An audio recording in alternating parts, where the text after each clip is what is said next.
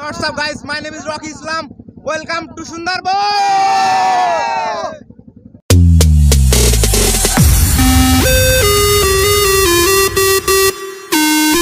Hello everyone, আমরা চলে এসেছি সুন্দরবনে।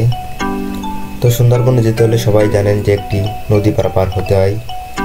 তাই আমরা এই পার থেকে সব ভাইরা মিলে নাস্তা শেষ করে নিলাম।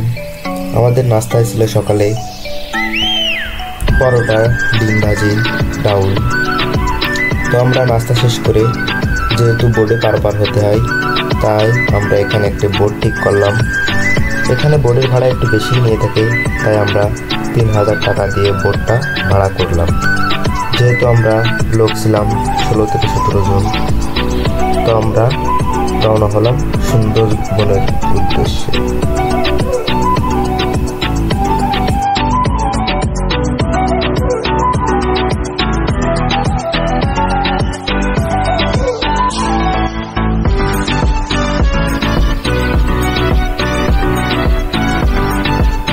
অবশেষে আমরা গন্তব্যে পৌঁছে গেলাম।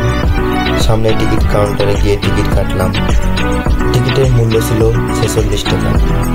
আমি 2020 সালে আসছিলাম, তখন কোনো টিকিটের ব্যবস্থা ছিল না, এখন নতুন নিয়ম করেছে। তো যেহেতু আমরা সকলেই স্টুডেন্ট ছিলাম, সেহেতু আমাদের 50% ডিসকাউন্ট দিয়ে অর্থাৎ 23 টাকা নিয়ে ঢুকানো হলো। তো আপনারা যদি স্টুডেন্ট হয়ে থাকেন, যদি আসতে চান, তাহলে কলেজ অথবা স্কুলের যে কার্ড নিয়ে আসলে আপনারাও হয়তো আমাদের মতো ছাড় পেতে পারেন। আমরা গেটের দিকে রওনা হলাম। তারপর গেটের ভিতর দিয়ে ভিতরে প্রবেশ করলাম। আমরা এখানে কি আছে তাই দেখব এবং আপনাদের দেখাতে থাকবো। তো চলুন সবাই দেখতে থাকি।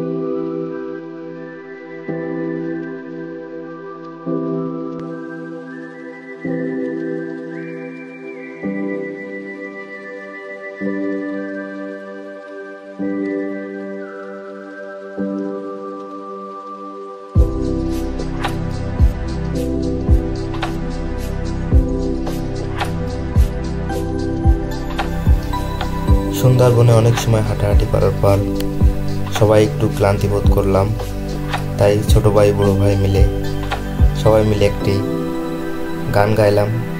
তো চলেন সবাই একসাথে গানটা শুনে আসি। গান শোনান তো ভাই আমাদের। আচ্ছা ভাই, আমি তো সেই পেশাদার শিল্পী না, তবে যদি আপনারা আমার সাথে গান তবে আমি পারি। ঠিক আছে, ঠিক আছে, হ্যাঁ, তাহলে কোন গানটা বলা যায়? আগে কি সুন্দর দিন কাটাতে শুরু করি? আগে কি সুন্দর দিন কাটাইতাম আমরা, আগে কি সুন্দর দিন কাটাইতাম। গ্রামের নওজোয়ান হিন্দু মুসলমান, গ্রামের নওজোয়ান হিন্দু মুসলমান, মিলিয়া বাউলা গানার মুর্শিদি গাইতাম আমরা, মিলিয়া বাউলা গানার মুর্শিদি গাইতাম। আগে কি সুন্দর দিন কাটাইতাম আমরা, আগে কি সুন্দর দিন কাটাইতাম। বন্ধু কালা পাখি আমি যেন কি বসন্তকালে তোমায় বলতে পারিনি। তুমি বন্ধু কালা পাখি আমি যেন কি বসন্তকালে তোমায় বলতে পারিনি। সাদা সাদা কালা কালা রং জমেছে সাদা কালা, সাদা সাদা কালা কালা রং জমেছে সাদা কালা। হইছি আমি মন পাগেলা বসন্তকালে, পাগল দিয়া মিলাইছে মেলা, পাগল দিয়া মিলাইছে মেলা, বাবা তোমার ঘরে সব পাগলের খেলা। গান শেষ করেই আমরা সবাই আবার হাঁটতে লাগলাম বনের ভিতর দিয়ে। বনের ভিতরে ছিল কিছু কিছু হরিণ, বানর, কিন্তু এখনকার যে ম্যানগ্রোভ বনে বাঘ থাকবে সে বাঘটার দেখার সৌভাগ্য আমাদের হলো না। যাক, তারপরে আমরা এখান থেকে বেরিয়ে চলে আসলাম আমাদের বাড়ির উদ্দেশ্যে।